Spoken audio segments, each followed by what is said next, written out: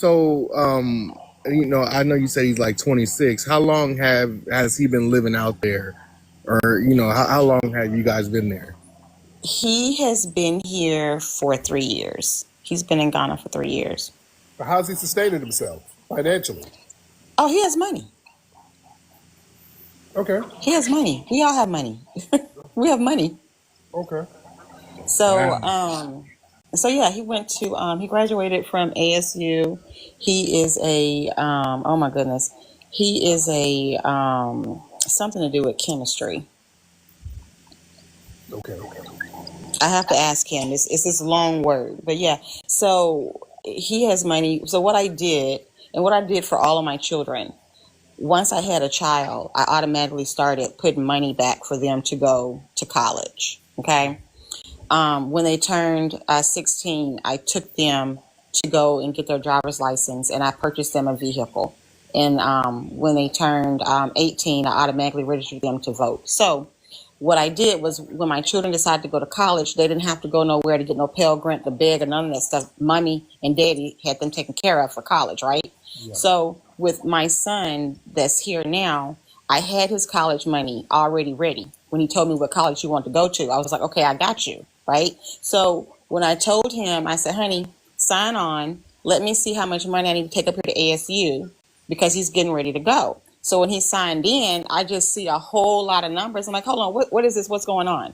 So I called into ASU. I was like, hey, I needed to know how much I need to bring to pay for my son's tuition. I said, but his account is not looking right. I said, looks like money's already been paid.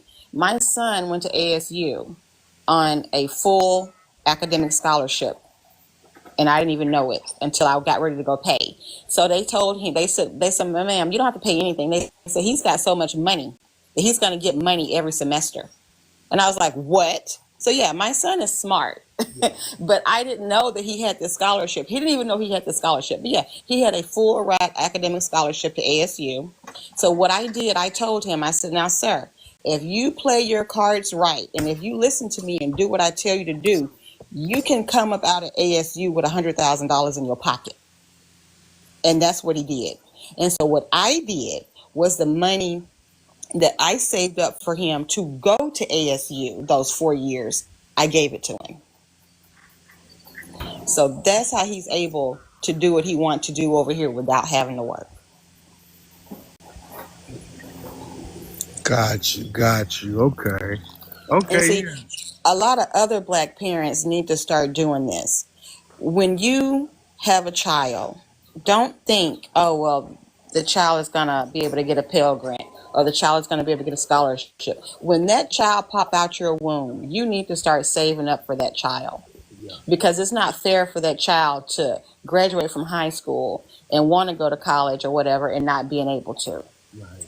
People should not rely and think of different systems and resources for their children. You are the child's resource. You.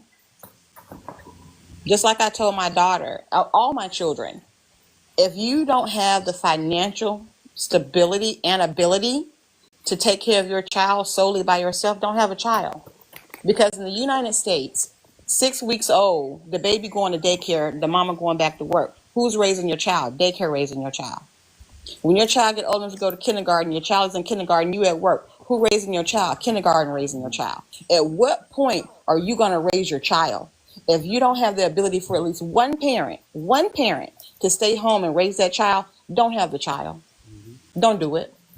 And I'm grateful that my husband afforded me the ability to stay home and raise all my children, because I got to indoctrinate my children with the beliefs and how they live today.